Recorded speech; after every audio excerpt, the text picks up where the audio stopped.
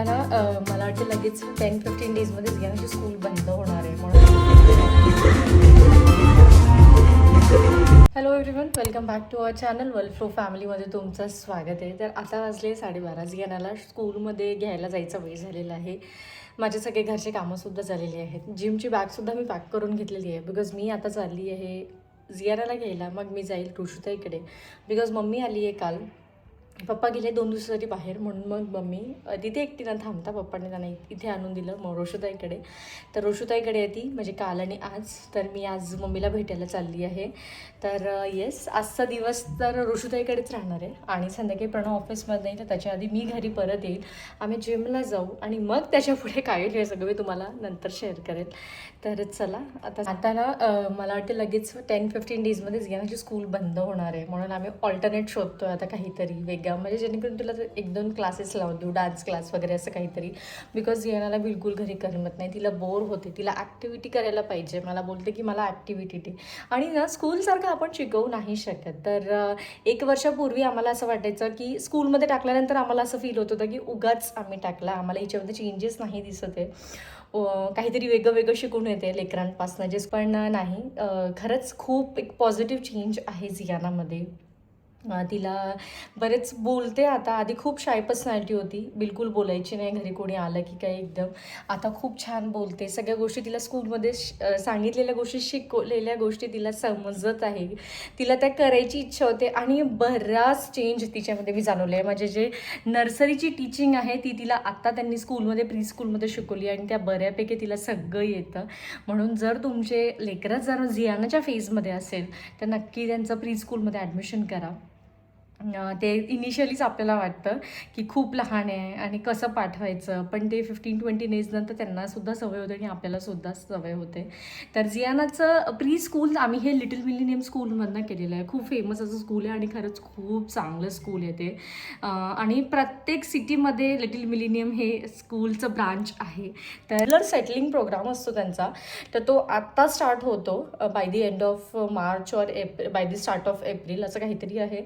Exact details मला माहिती नाही, पण मी नक्की स्कूलमधनं आता मेसेज येईल तर मी तुमच्याबरोबर कमिंग डेजमध्ये शेअर करेल. आम्ही जियानाच्या वेळेस ते मिस आऊट केलं होतं बिकॉज आम्हाला तेव्हा माहितीच नव्हतं की असं सेटलिंग प्रोग्रामसुद्धा वगैरे असतो म्हणून. तो फ्री ऑफ कॉस्ट असतो.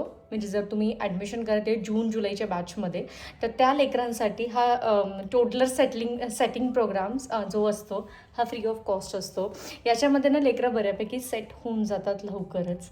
बिकॉज जियानाचं आम्ही ॲडमिशन केलं होतं जुलैमध्ये, नाही फर्स्ट वीक ऑफ ऑगस्टमध्ये. आणि तेव्हा काय झालं होतं, जे तिच्यासोबत जे अर्धे मुलं होते ना ते बऱ्यापैकी सेटल झाले होते. तेव्हा आम्हाला ते माहिती झालं होतं. तर तुम्ही जर प्री स्कूलमध्ये ॲडमिशन करत असेल तर आता जा मार्चमध्ये, एप्रिलमध्ये. बिकॉज आता तो जो प्रोग्राम असतो त्याच्यामुळे ना लेकरं त्रास देत नाही, बऱ्यापैकी सेटल होऊन जातात एन्व्हायरमेंटमध्ये. आणि जेव्हा न्यू सेशन स्टार्ट होतो तेव्हा मग ते फ्रेशली सगळ्या गोष्टी स्टार्ट करू शकतात. तर येस, तर चला मी जाते जियानाला घ्यायला. अदरवाईज ती परत मला म्हणेल मम्मा तू लेट आली मला घ्यायला. काल मी 10 मिनटं लवकर गेली तर मला बोलते किती लवकर आली गं, मला घ्यायलासुद्धा नाही मिळालं. अशी आहे जियाना. चला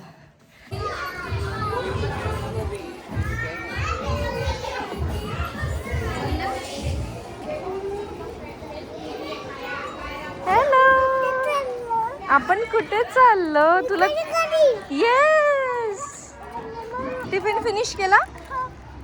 काय झालं? अरे असू दे मी गाडीमध्ये लावून देते. चल बापरे, याची नॉनस्टॉप बडबड. मला म्हणते कारला ऊन लागत आहे, एसी लावून दे कारला. कारला पाहिजे की तुला पाहिजे? तुला पाहिजे. कुठे जायचं आता? विकेच्या घरी कोण आहे? आणि टिफिन फिनिश केला पूर्ण? Good girl.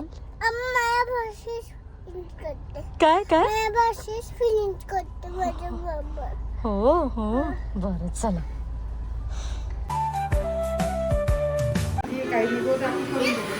का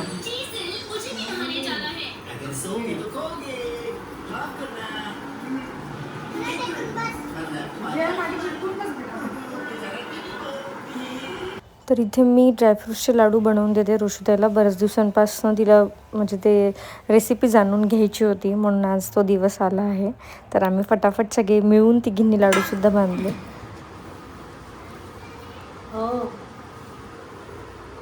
एवढंच बनतं का पूर्ण? हो हो, छोटे छोटेच बांधू, थोडं साईज.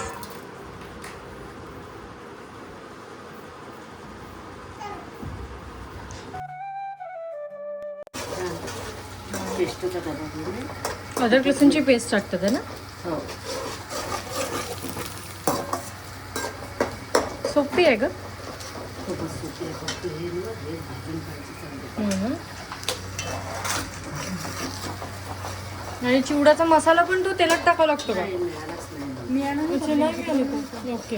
मग तू आता काही नाही. नाही तर का बरं आली? चल मग चल, येईल मी परत. मी बघा नवटंकी. अगं येईल मी परत, येईल लवकर येईल. मग आम्ही स्टेअर्सनी जावं लागेल मग आम्हाला. का ग? ला मला जायचं आहे, हा ना ग? हा, जिमला. चला बाय बाय. आली आहे घरी. जियानाला ऑन द वे आईबाबांकडे ड्रॉप केलं आणि जिमचे कपडे ऑधीच घालून रेडी झालेली. जस्ट बिकॉज टवळे वाचवायचं आहे. प्रणवसुद्धा घरी आला असेल.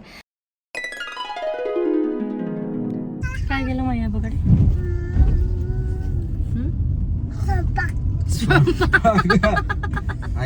माईला आराम दिला. पूर्ण सगळं बनवून आली ना. काय काय बनवून आली?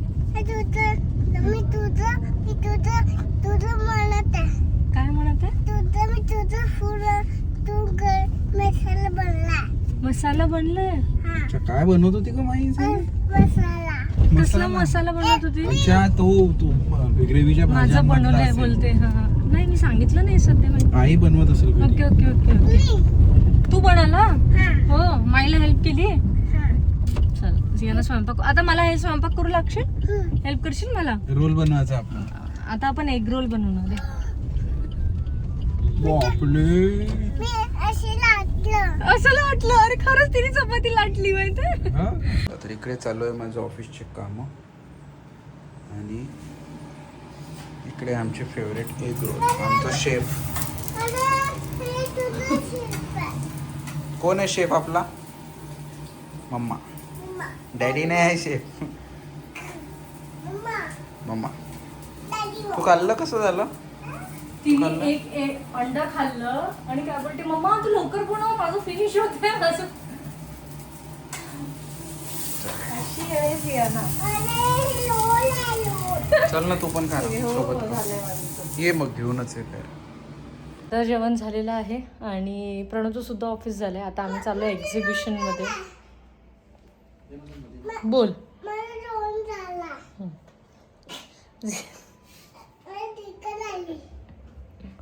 म्हणजे मी विसरून जाते की मला काय बोलायचं हिच्या नादात. हं? चला तर आम्ही आता जाऊ एक्झिबिशनमध्ये.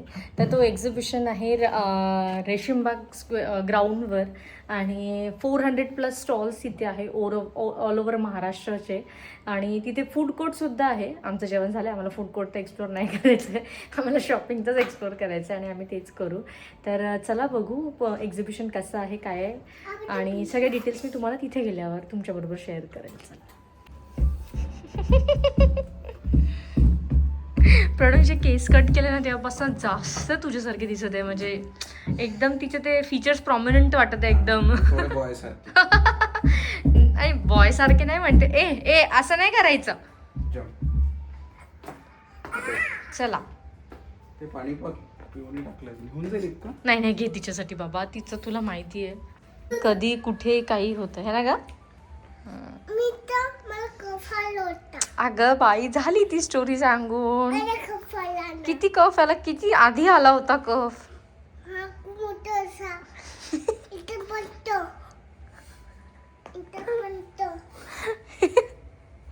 चल हो, मी पण येते ना. चल ना. चला तर आम्ही पोहोचलेलो आहे एक्झिबिशनला. तर महालक्ष्मी सरस यांचं 10 ते 23 मार्च 2026 पर्यंत एक्झिबिशन आहे. कशाबद्दल आहे पुढे तुम्हाला आतमध्ये गेल्यावर आम्ही सांगतोच. आणि एंट्री फी आहे. मोस्ट इम्पॉर्टंट एंट्री फी आहे. सॉरी, एंट्री फ्री आहे. Free free.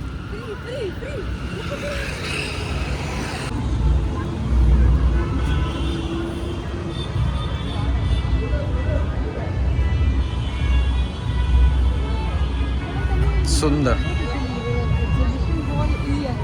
बघ, food zone food zone food zone.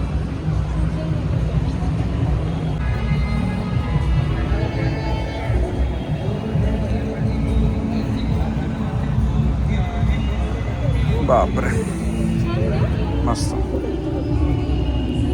इकडे पण यांनी काहीतरी केलेलं आहे बघ.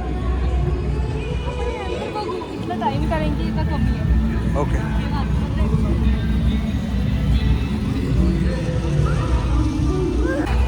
छत्रपती शिवाजी महाराज.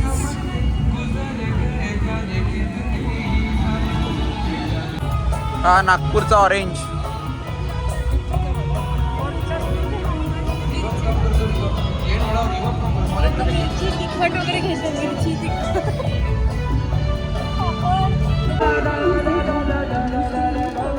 सगळ्यात इम्पॉर्टंट आतमध्ये आलेलं आहे, बट प्रॉपरली एकदम असं गरम नाही होत आहे.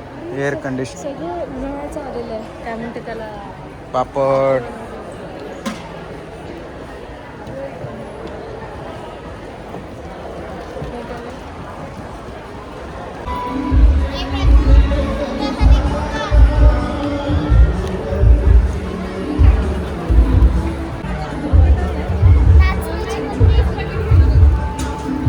फ्राईड नाही आहे ना? फ्राईड नाही आहे ना?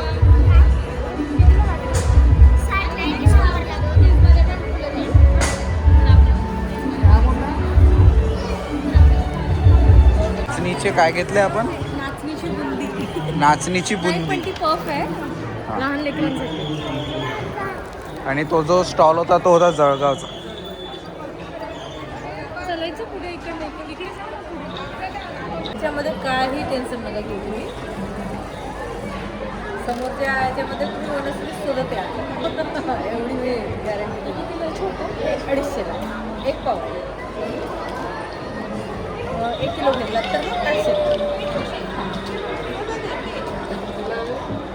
800ला 1 किलो घ्यायची. चला तर ओरिजिनल मध आम्हाला भेटलेलं आहे. दीपालीने टेस्ट घेऊन घे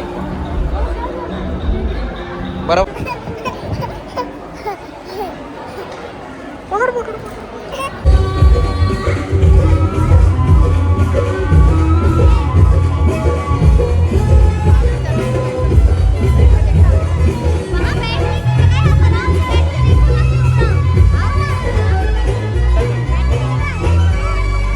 सोबतच इथे फूड कोर्टसुद्धा आहे.